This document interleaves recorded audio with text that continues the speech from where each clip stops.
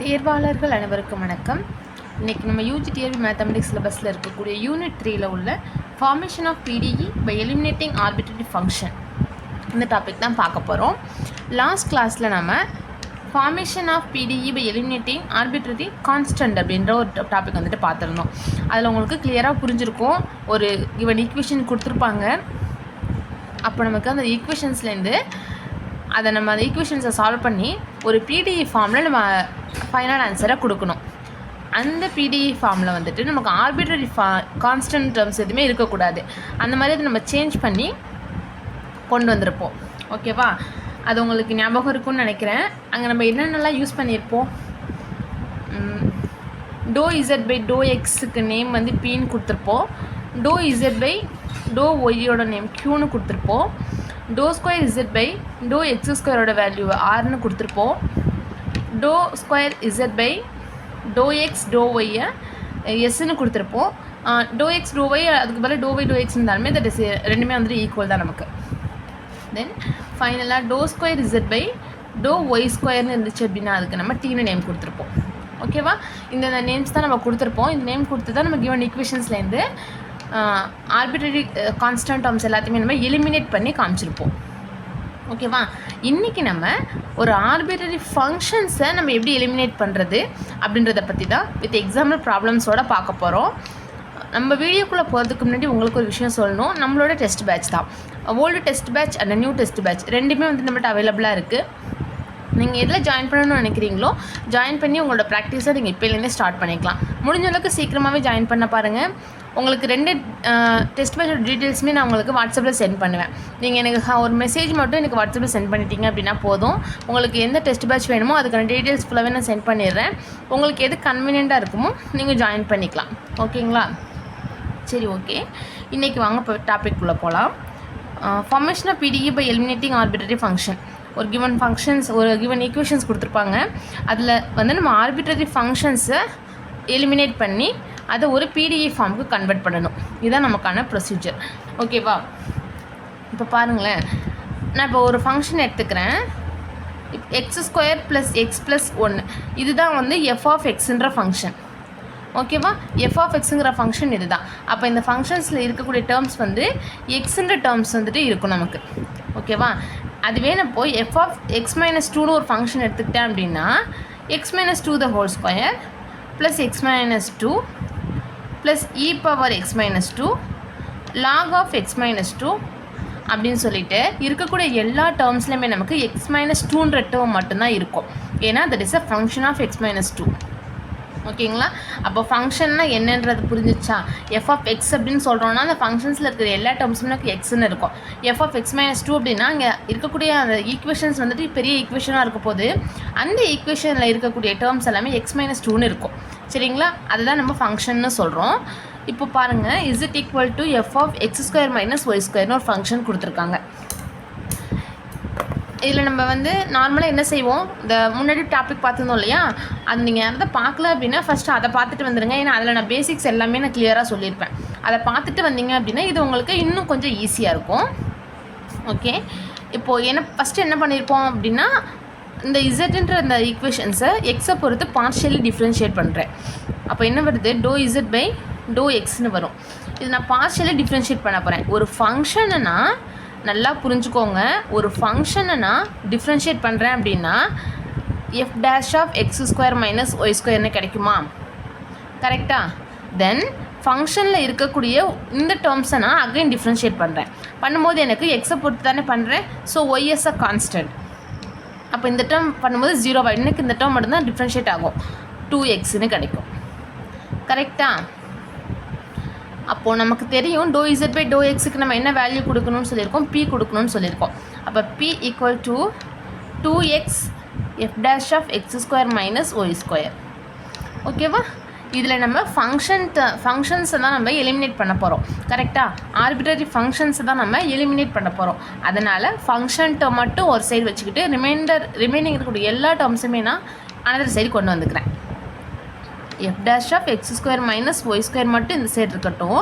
இந்த 2x இந்த side இருந்துச்சுன்னா நமக்கு டிவிஷனில் வந்துடும். ஓகேவா? p by 2x equal to F dash of X square minus Y square. இதான் ஈக்குவேஷன் நம்பர் 1 எடுத்துக்கிறேன் கொஸ்டினை. This is equation number 2. ஓகேங்களா? தென் என்ன பண்ணுவோம், அகைன் இந்த இசட்ன்ற ஈக்குவேஷன்ஸை ஒய்யை பொறுத்து பார்ஷியலி டிஃப்ரென்ஷியேட் பண்ணுவோம். Doe Z by doe Y equal to again அதே தான். ஒரு ஃபங்க்ஷனை நான் டிஃப்ரென்ஷியேட் பண்ணேன் அப்படின்னா ஃபுல் ஃபங்க்ஷனையுமே நான் ஒன் டைம் டிஃப்ரென்ஷியேட் பண்ணுறதா தான் மீனிங். தென் எக்ஸ் ஸ்கொயரை டிஃப்ரென்ஷியேட் பண்ணுறேன். இங்கே நான் ஒய்யை பொறுத்து பண்ணுறதுனால treat X as a constant. So இது 0 ஆகிடும். இதை மட்டும் நம்ம டிஃப்ரென்ஷியேட் பண்ணுறோம். ஸோ -2y கிடைக்கும். கரெக்டாக? இப்போ டோ இசட் பை டோ ஒய்க்கு என்ன வேல்யூ கொடுக்கணும்னு சொல்லியிருக்கோம், க்யூ கொடுக்கணும்னு சொல்லியிருக்கோமா, equal to -2y f dash of x square minus y square. இதுலேயும் நம்ம ஃபங்க்ஷன்ஸ் இருக்கக்கூடியதை மட்டும் ஒன் சைடு வச்சுக்கிறோம், ரிமைனிங் டேர்ம்ஸ் எல்லாமே அதர் சைடு கொண்டு போய்க்கிறோம். அப்போ என்ன வரும், -q/2y equal to f dash of x square minus y square. இதை நம்ம ஈக்குவேஷன் நம்பர் 3ன்னு வச்சுக்கிறேன். ஓகேவா? இப்போ பார்த்துங்க அப்படின்னா இந்த செகண்ட் ஈக்குவேஷனும் தேர்ட் ஈக்குவேஷன் இருக்கு இல்லையா, இந்த ரெண்டு ஈக்குவேஷன்ஸ்லையுமே ரைட் ஹேண்ட் சைடில் ரெண்டுமே ஈக்குவலாக இருக்கும். இருக்கா? f dash of x square minus y square இங்கேயும் same f dash of x square minus y square சேமாக இருக்குதுங்களா? அதனால் நான் என்ன பண்ணுறேன், இந்த 2 1 3ன்னு ரெண்டு ஈக்குவேஷன்ஸையும் எடுத்து நான் சால்வ் பண்ணுறதுனால எனக்கு என்ன கிடைக்கும், p/2x ஈக்குவல் டு -q/2yன்னு கிடைக்குமா? கரெக்டாக? இப்போ 2 2 நான் கேன்சல் பண்ணிக்கிறேன். இந்த ஒய்யை நான் இந்த சைடு கொண்டு வந்துக்கிறேன், எக்ஸை அந்த சைடு கொண்டு போய்க்கிறேன். அப்போது py ஈக்குவல் டு -qx. இதில் நமக்கு இப்படி ஒரு ஆப்ஷன் இருக்குது அப்படின்னாலும் நீங்கள் இதை டிக் பண்ணிக்கோங்க. சப்போஸ் உங்களுக்கு ஆப்ஷன் இப்படி இல்லாமல் py + qx ஈக்குவல் டு 0 இப்படியும் கூட கொடுக்கலாம். இதுவுமே ஓகே, கரெக்ட் தான். சரிங்களா? உங்களுக்கு ஆப்ஷன்ஸ் கொஸ்டினில் எக்ஸாம் டைமில் என்ன ஆப்ஷன் கொடுத்துருக்காங்கன்னு பார்த்து அதுக்கு ஏற்ற மாதிரி நம்ம இதை கன்வெர்ட் பண்ணிக்க வேண்டியதான். அவ்வளோதான். இப்போ நம்ம இதில் பார்த்தோம் அப்படின்னா நமக்கு ஆர்பிட்ரரி ஃபங்க்ஷன்ஸ் எதுவுமே இருக்காது. இந்த p அண்ட் q ரெண்டுமே என்னது, பார்ஷியலி டெரிவேட்டிவ்ஸ் தான். p அப்படின்னா doe Z by doe X, அதுவும் ஒரு பார்ஷியலி டிஃப்ரென்ஷியேஷன் தான்.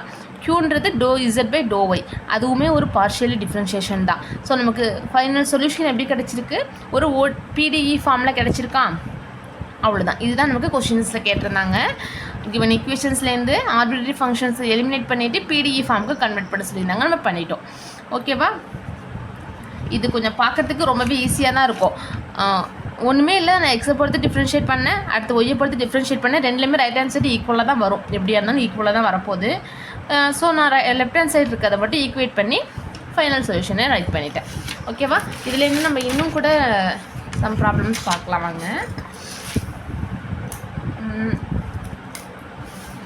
Second problem, z equal to x plus y plus f of xy. ஓகேவா? நான் இப்படி ஒரு ஈக்குவேஷன் எடுத்துக்கிறேன். இந்த ஈக்குவேஷனை நான் ஈக்குவேஷன் நம்பர் 1ன்னு எடுத்துக்கிறேன். ஃபர்ஸ்ட் என்ன செய்யணும்னு சொல்லியிருக்கேன், கிவன் ஈக்குவேஷன்ஸை எக்ஸை பொறுத்து பார்ஷியல் டிஃப்ரென்ஷியேட் பண்ணணும். ஓகேவா? எக்ஸை பண்ணோம் அப்படின்னா என்ன கிடைக்கும், 1 கிடைக்கும். ஒய்யை பண்ணோன்னா நம்ம எக்ஸை பொறுத்து பண்ணுறதுனால Y treat as a constant, so +0ன்னு கிடச்சிரும். f of xy இருக்குது, நான் f of xyயை டிஃப்ரென்ஷியேட் பண்ணணும். பண்ணால் எனக்கு f dash of xyன்னு கிடைக்கும். அகைன் xyயை பண்ண போகிறேன். இந்த இடத்துல எனக்கு ஒய்ன்றது கான்ஸ்டன்ட் தானே, நான் அப்படியே வச்சுக்கிறேன். எக்ஸை பண்ணனா எனக்கு 1 கிடைக்கும். ஸோ அதை நான் மல்டிப்ளை தானே, ஸோ போகணுன்ற அவசியம் கிடையாது. ஓகேவா?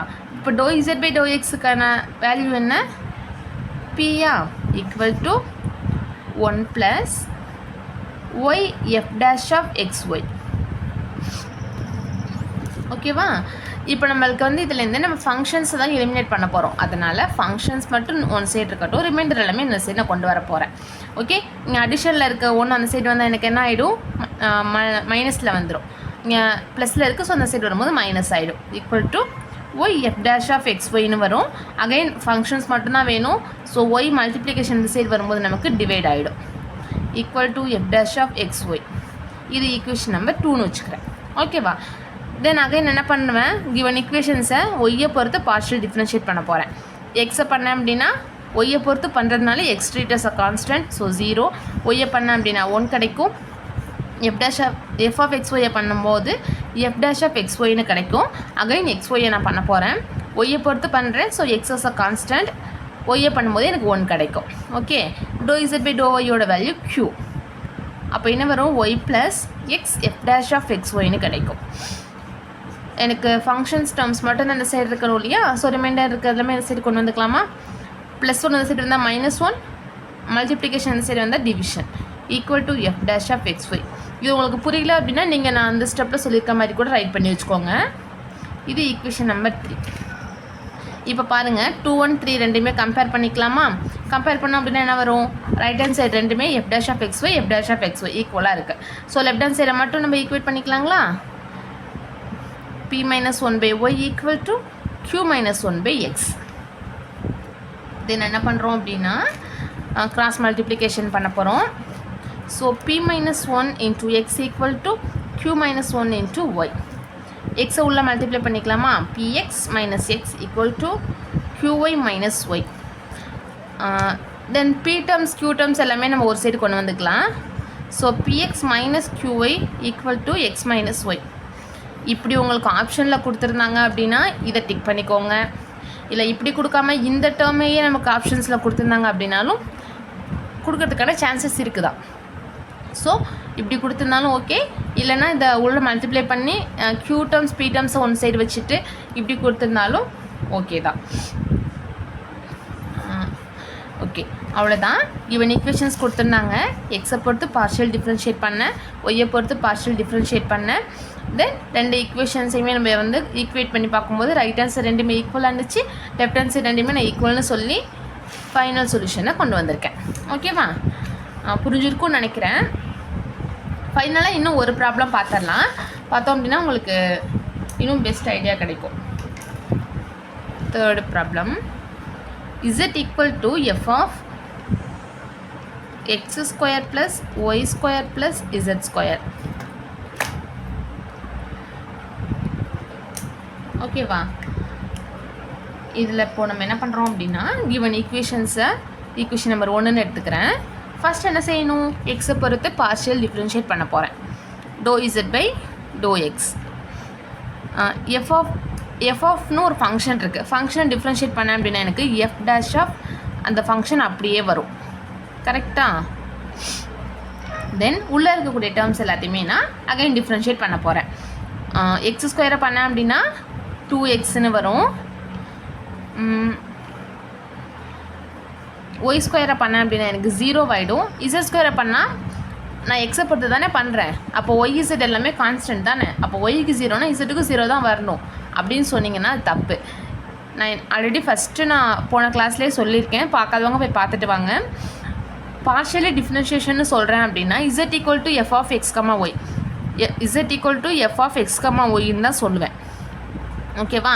அப்போது இந்த இசட்டுன்றது மட்டும்தான் நமக்கு இன்டிபெண்டன்ட் வேரியபிளாக இருக்கும். எக்ஸ்ன்றவை ரெண்டுமே நமக்கு டிபெண்டன்ட் வேரியபிள்ஸாக இருக்கும். ஓகேவா? இசட்டுன்றது இந்த இதில் நம்ம கான்ஸ்டண்ட்டாக எடுக்க முடியாது. சரிங்களா? ஸோ என்ன பண்ணுறேன், இசட் ஸ்கொயரை வந்துட்டு நான் டிஃப்ரென்ஷியேட் பண்ணேன் அப்படின்னா எனக்கு என்ன கிடைக்கும்?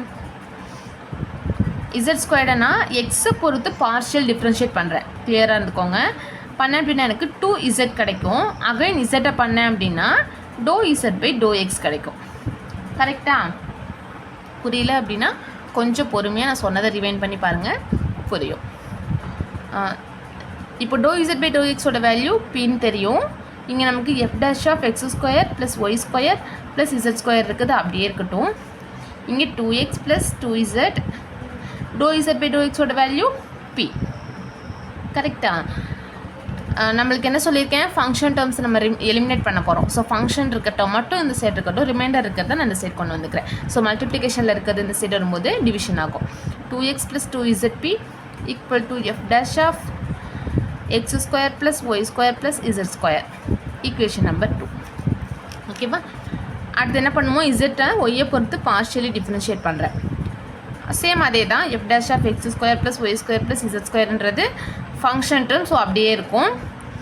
அகைன் உள்ள இருக்கிற டேர்ம்ஸ் எல்லாமே பண்ண போகிறேன். எக்ஸ் ஸ்கொயரை பண்ணேன் அப்படின்னா ஒய்யை பொறுத்து பண்ணுறேன். So X is a constant, 0 ஆகிடும். ஒய் ஸ்கொயரை பண்ணால் 2y, இசட் ஸ்கொயரை பண்ணோம் அப்படின்னா 2z into ∂z by ∂y. ஓகேவா? ∂z by ∂yனா க்யூன்னு சொல்கிறோம். f dash of x square plus y square plus z square. இங்கே என்ன வரும், 2y plus 2z q. கரெக்டாக? ஃபங்க்ஷன்ஸ் டேர்ம் மட்டும் இந்த சைடு இருக்க போது F of X square plus Y square plus Z square. Remainder terms வந்து நமக்கு இங்கே டிவிஷன்ஸில் வரப்போகுது. 2y + 2zq. Equation number 3. Okay, இப்போ 2 1 3 ரெண்டையுமே கம்பேரிங் பண்ணிக்கலாமா?